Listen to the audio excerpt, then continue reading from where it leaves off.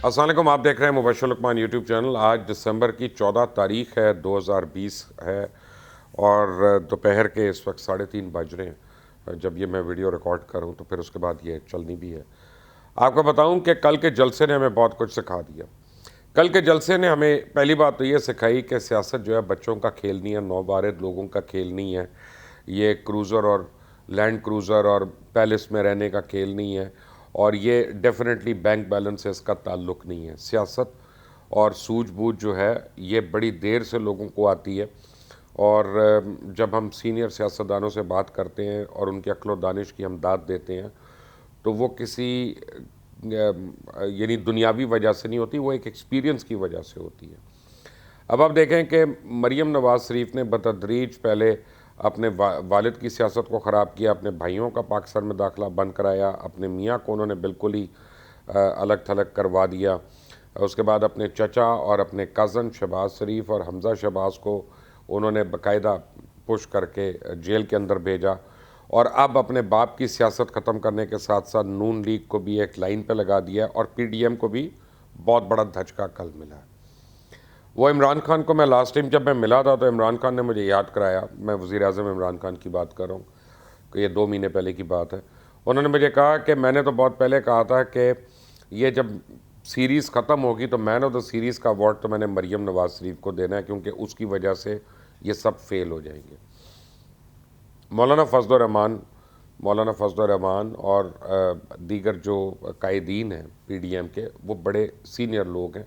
उनको पता है सियासत कैसे करनी है, उसके असरार रमूज़ क्या हैं, कैसे क्राउड्स को इकट्ठा करना है और उनको कैसे वहाँ पे ऑक्यूपाइड रखना है। और मरियम बीबी को अभी तक उसका नहीं समझ आया, अपने कॉन्फिडेंस में मारे गए। कहा जा रहा है 1 अरब 25 करोड़ खर्च हुआ, ये तो उनको बताना है जिनको बिल देना है। आपको पता है एक मुसलमान मुल्क है जो इसके पैसे दे रहा था PDM को, तो वो उस मुल्क को बिल देना है ना कि हमने 15,000 सीटें जो हैं वो इस तरह से मंगाई, इतने पैसों पे साउंड सिस्टम इतने का मंगाए, और पता नहीं कितनी बसें और कितनी वैगनें और कितने खाबे और क्या था। लेकिन इस जलसे के ऊपर भी लोगों ने चांदी कर ली। और हुआ क्या, जब गुजरांवाला का जलसा हुआ तो फ़ौज को इन्होंने बुरा भला कहा, जब कराची का जलसा हुआ तो मुज़ाहिर कायद को इन्होंने बुरा भला कहा, कोयटा का जलसा हुआ तो इन्होंने पाकिस्तान को बुरा भला कहा, पेशावर का जब जलसा हुआ इन्होंने हर एक को बुरा कहा, और कल का जो जलसा हुआ लाहौर के अंदर, उसमें लाहौर को ही बुरा कहलवा दिया। ये PDM की सियासत का अभी तक निचोड़ है। अब PDM के पास सिर्फ एक रास्ता रह गया है कि मरीम नवाज़ को वो अपनी उससे अलग करे, और सीनियर लोग जो हैं वही आके फ़ैसला करें, या जो सेंसिबल लोग हैं, और फिर PDM को आगे बढ़ाएं। क्योंकि मुझे लगता है कि मौलाना फजल रहमान और मियाँ नवाज़ शरीफ जो हैं किसी कॉम्प्रोमाइज़ के मूड में नहीं है, और कल तो बिलावल भुट्टो जरदारी ने भी बड़ी डिफाइंस शो की।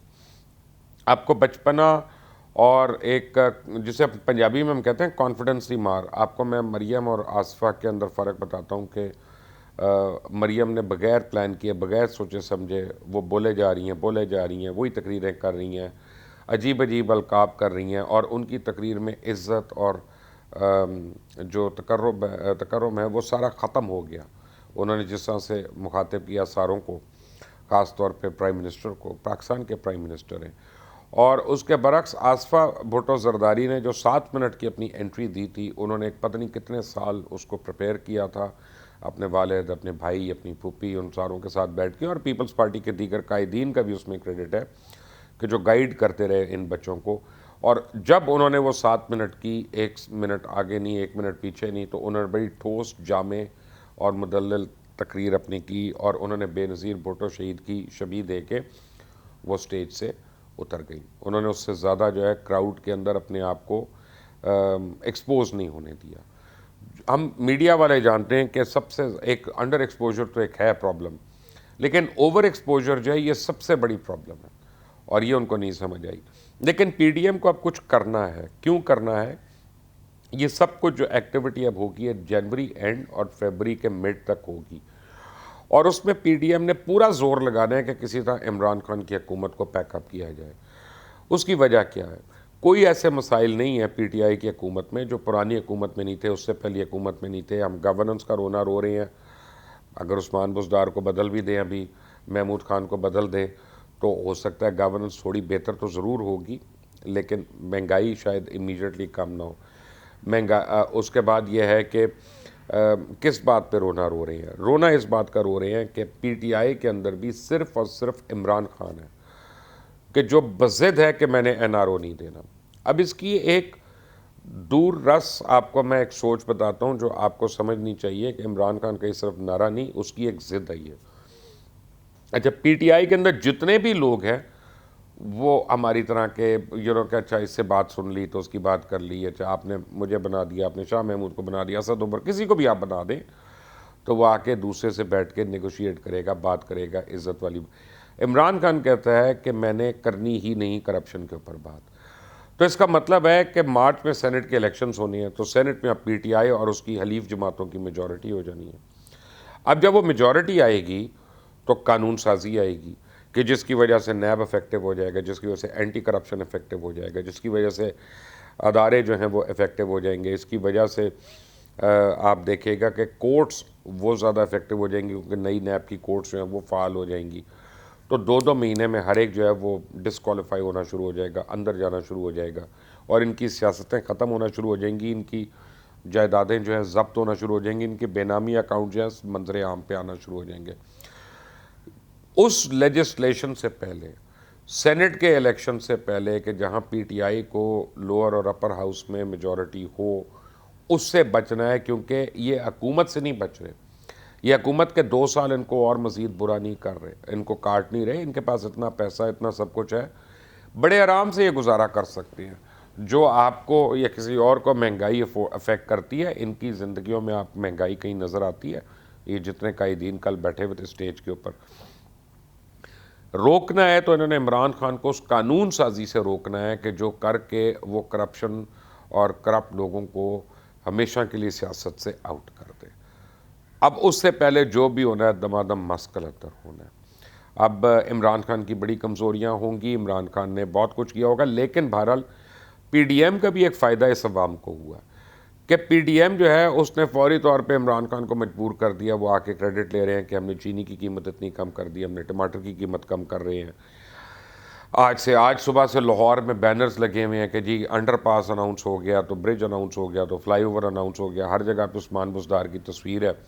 इसका मतलब है लाहौर का एक जलसा जो है उसने लाहौरियों की किस्मत को खोल दिया। हुकूमत जो है अपने पंजों पे खड़ी हो गई आके और उसको वो समझ गई है कि उसको अब परफॉर्म करना पड़ेगा। लोग उनका जो है ना सिर्फ बयानियाँ उस तरह बाय आउट नहीं कर रहे। लेकिन कल के जलसे में जिस तरह से लोग निकले हैं, एक तो आए ही बहुत कम थे, वर्कर्स टाइप थे बेचारे ज़्यादा, जो निकले हैं उन्होंने एंटी इस्टेब्लिशमेंट ऑफ फौज के ख़िलाफ़ जो बयानियाँ है उसको टोटल रिजेक्ट कर दिया। और ये बात पीडीएम को समझ आनी चाहिए। ये बात मौलाना फजल रहमान ढके छुपे अल्फाज में बरमला करते रहे हैं बड़ी देर से और उनसे उनको जो है ना उनसे स्टेज छीनने की कोशिश की गई, इन सेंस कि मरियम पहले बोल रही हैं, बाद में मियाँ साहब बोल रहे हैं, हर एक के नाम ले रहे हैं। तो मौलाना के ऊपर बहैसियत सदर पीडीएम के बहुत ज़्यादा प्रेशर जो है वो इस्टेब्लिशमेंट से ज़्यादा अपनी पीडीएम की जमातों ने डाल दिया। तो मौलाना को वो ज़ुबान इस्तेमाल करनी है अपनी सियासत को ज़िंदा रखने के लिए। बहरहाल बहुत अब इंटरेस्टिंग सिनारियो डेवलप हो रहा है। आपकी जो पॉलिटिक्स है वो बड़ी एक टफ पोर्शन में एंटर कर गई है। दिसंबर 27 को तो खैर लाड़काना में शो होगा, भरपूर शो होगा गड़ी खुदा बख्श में, आप वो सारे वो देख ही लेंगे। लेकिन असल जो मूवमेंट है वो 3rd वीक ऑफ जनवरी से अब शुरू होनी है। उसमें इस्तीफ़े आते हैं, वो इस्तीफ़े दिए जाते हैं या नहीं ये भी तय होना है। लॉन्ग मार्च पुरअमन रहनी है, पुरतशद्दुद होनी है, ये भी तय होना है। लॉन्ग मार्च का फ्यूचर क्या है, कितनी देर रहनी है। लेकिन एक बात तय है कि पिछले चारों जलसे कामयाब ना होते अगर शेख रशीद इंटीरियर मिनिस्टर होते।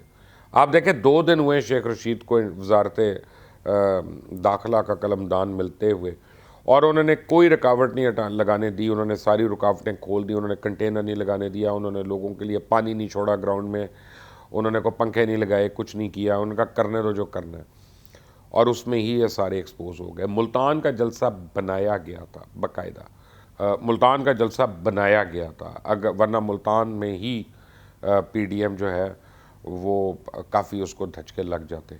अब अगर पीडीएम ने दोबारा सर उठाना है और पीडीएम ने अवाम के अंदर अपनी वक़्त पैदा करनी है तो जो सीनियर कायदीन हैं उनको सामने आना पड़ेगा। और मरियम नवाज़ ने ना सिर्फ अपनी अपनी जमात और अपने वालिद की सियासत को बहुत नुकसान पहुँचाया, बल्कि मैं समझता हूँ कि उन्होंने अपनी अना और अपनी ईगो के अंदर पीडीएम को बहुत ज़्यादा नाकाबिल तलाफ़ी नुकसान पहुँचा दिया है।